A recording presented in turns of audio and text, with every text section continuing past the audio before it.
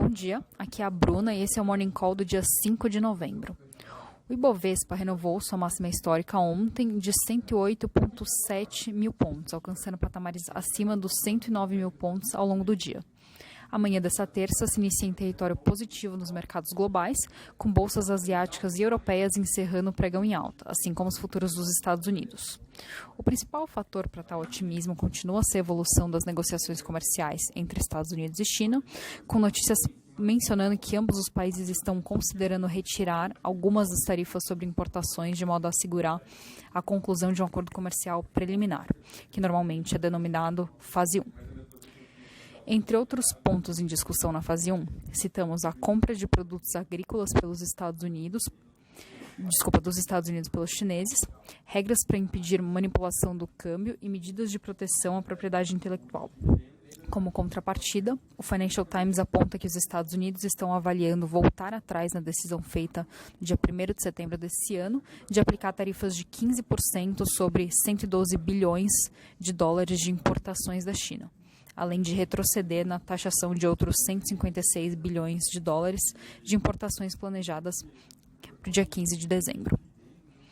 Ainda na agenda internacional, o Banco Central da China anunciou ontem sua decisão de cortar sua taxa de empréstimos de médio prazo de um ano em 5 pontos base, de 3,3% para 3,25%.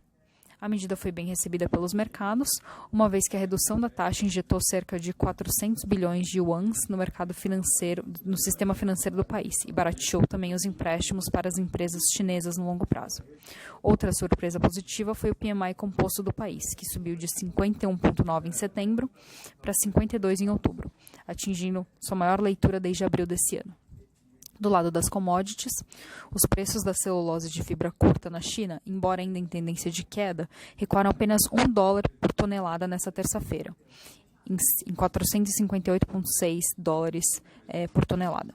Na nossa visão, embora a visibilidade permaneça baixa, os preços parecem estar próximos de um piso e sinais de queda de estoques por parte da Suzano são positivos.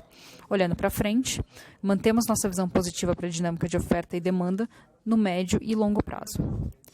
Já os preços de petróleo Brent operam em alta de 1% aproximadamente, impulsionado por alívio nas tensões comerciais e afirmações da OPEP de que a oferta de petróleo deve diminuir continuadamente nos próximos 5 anos para compensar a fraqueza da demanda e o crescimento de produção da commodity nos Estados Unidos.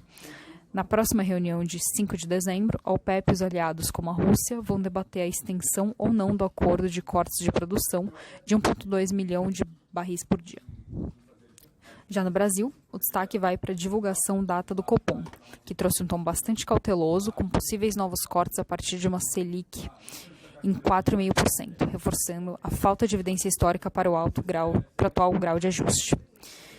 E para a agenda de reformas pós-previdência também. O presidente Bolsonaro e o ministro Guedes vão hoje às 11 horas ao Senado entregar o Pacto Federativo, a PEC para desvincular fundos e a PEC emergencial, que prevê economia de 24,8 bilhões de reais em 2020. Ficou para amanhã a entrega à Câmara da reforma administrativa e para quinta-feira o detalhamento da desoneração da folha de pagamento para jovens e pessoas acima de 55 anos. O desafio continua sendo político, dado que o governo precisa de foco para fazer as propostas avançarem. Já na agenda de empresas, destacamos que o Ministério de Minas e Energia informou à Eletrobras que o projeto de lei que permitirá a privatização da companhia deve ser assinado hoje pelo presidente da República, Jair Bolsonaro, durante a cerimônia de comemoração dos 300 dias de governo marcada para o final da tarde de hoje. Em seguida, o texto será enviado ao Congresso. Por fim, publicamos hoje um relatório em que listamos 10 ações da nossa cobertura que devem pagar dividendos acima da Selic nos próximos anos, com o intuito de oferecer alternativas atrativas de investimento no atual contexto de juros mais baixos por mais tempo. E isso conclui o Morning Call de hoje. Permanecemos à disposição para dúvidas e desejamos um bom dia a todos.